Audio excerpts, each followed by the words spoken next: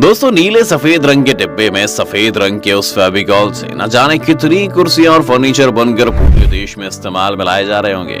क्योंकि फेविकॉल, जिनके बारे में कहा जाता है ये फेविकॉल का जोड़ है, टूटेगा नहीं, वाकई में इतना असरदार निकला कि उसके ग्राहक दशकों बाद भी इससे जुड़े हुए हैं। जिसके बनने की कहानी से लेकर उसके एडवर्टीजमेंट तक सब अपने आप में ही हमेशा से ही रोचक है। इस फेविकॉल को खास बनाने में अगर किसी का सबसे बड़ा हाथ है तो वो है इसका विज्ञापन, और विज्ञापन से कहीं अधिक फेविकॉल की क्वालिटी।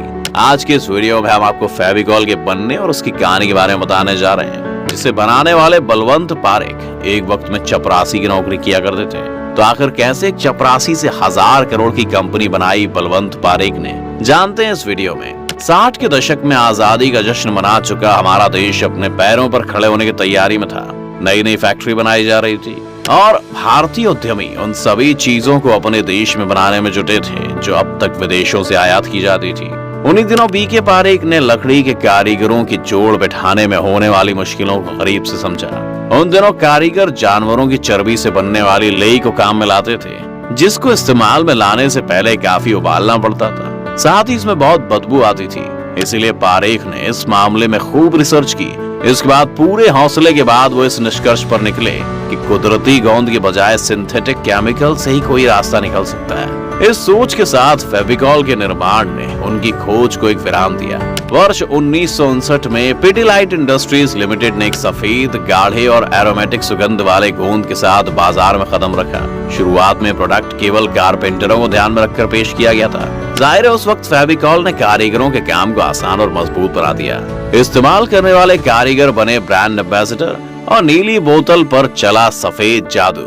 गोंद यानी गम की रसायन की भाषा में समझें तो फेविकॉल एक सिंथेटिक रेजिन यानी कि कृत्रिम राल है। ये आसानी से लगभग हर तरह की सतह पर फैलता है और उसे मजबूती से किसी और सतह या वस्तु के साथ जोड़ देता है। यदि 24 घंटे तक बिना छेड़छाड़ इंतजार कर लिया जाए तो फिर उस जोड़ की लंबी उम्र की गारंटी दी जा सकती थी। इन खूबियों ने कारीगरों को संतुष्ट करने के साथ उन्हें अपना ब्रांड एम्बेसडर बना दिया। कारीगरों की माउथ पब्लिसिटी से फेविकॉल ने पैठ बिठाई। बेहतरीन quality, distribution network, customer relation और दिल को छू जाने वाले विज्ञापनों के जरिए फेविकॉल हर किसी की जरूरत बन गया। 70 के दशक में फेविकॉल को 30 ग्राम के ट्यूब में पेश किया गया, जिसके कारण ये उस वक्त हर ग्राहक तक पहुंच गया जो पुराने गोंद से परेशान था।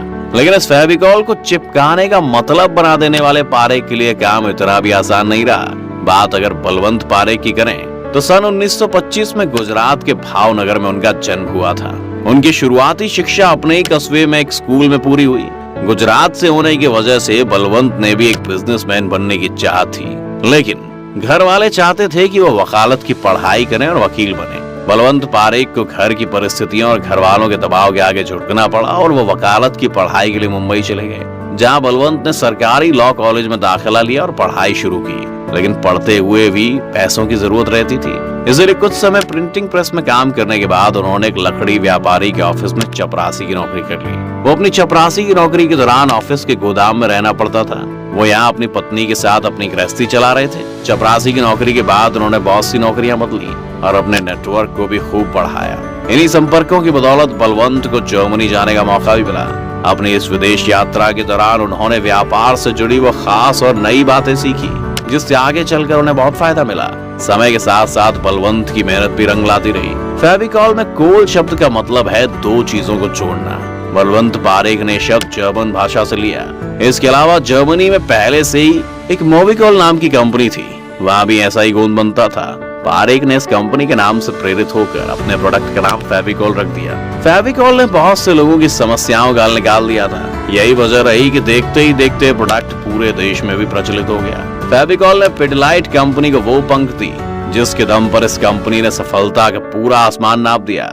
बढ़ती मांग के बाद कंपनी ने फेविक्विक, एम-सील आदि जैसे नए प्रोडक्ट लॉन्च किए। एक चपरासी का काम करने वाले बलवंत पारेख द्वारा स्थापित की गई इस कंपनी का रेवेन्यू आज हजारों करोड़ों में है। इसके साथ इस कंपनी ने हजारों लोगों को भी रोजगार दिया है। आप इस फेविकॉल की पब्लिसिटी को अगर हल्के में ले रहे हो तो आपको वो गाना तो याद होगा ही, जब करीना कपूर फोटो को सीने से चिपकाने के लिए फेविकॉल का यूज करने का बोलती हैं। इससे आप समझ ही सकते हैं कि फेविकॉल का ब्रांड किसी गाने और फिल्म को हिट कराने के लिए काफी है। भारतीय उपभोक्ता अक्सर ब्रांड लॉयलिस्ट होते हैं। हम हर उस प्रोडक्ट ब्रांड से जुड़े रहते हैं जो हमारी उम्मीदों पर 100% खरा उतरता है। फेविकॉल ब्रांड ऐसे ही कुछ उदाहरणों में से एक है। आज देश के 50,000 स्टोर्स और लाखों दुकानों पर फेविकॉल अपने नाम व काम से बिकता है। दिलचस्प बात यह है कि जब कोई दुकानदार ग्राहक को कोई दूसरा गोंद देने की कोशिश करता है तो अक्सर ग्राहक खुद उससे फेविकॉल मांगता नजर आता है। समय और बदलती जरूरतों के अनुकूल ये ब्रांड फेविक्विक, फेविस्टिक,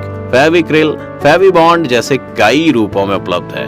हमने आपको शुरुआत में बताया था कि फेविकॉल अगर भारतीय बाजारों में और भारत के हर इंसान तक पहुंच पाया है तो इसका सबसे बड़ा कारण एडवर्टीजमेंट ही था। लेकिन सबसे ज्यादा हैरान कर देने वाली बात यह है कि फेविकॉल ने बाकी के ब्रांड्स की तरह अपने को बहुत बड़ा दिखाने के लिए कभी भी किसी बड़े इंसान जैसे बॉलीवुड सेलिब्रिटीज से लेकर स्पोर्ट्स पर्सन तक को अपने ऐड में नहीं लिया।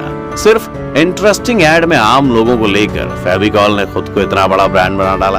अब अगर फेविकॉल के डिस्ट्रीब्यूशन की बात करें तो इस समय भारत के अलावा कुल 54 देशों में फेविकॉल को बेचा जाता है। अगर कुल बिजनेस की बात करें तो कंपनी ने साल 2020 में करीब 3,000 करोड़ रुपए का टोटल रेवेन्यू जनरेट किया था, जिससे बात साफ हो जाती है कि फेविकॉल का कोई तोड़ नहीं। अगर आपने भी टीवी पर फेविकॉल के ऐड देखे हैं तो हमें कमेंट करके अपना फेवरेट ऐड जरूर बताइए। साथ ही आपका फेविकॉल के बारे में क्या ख्याल है हमें कमेंट करके जरूर बताएं। साथ ही अगर आपको वीडियो पसंद आई हो तो इसे लाइक और शेयर करना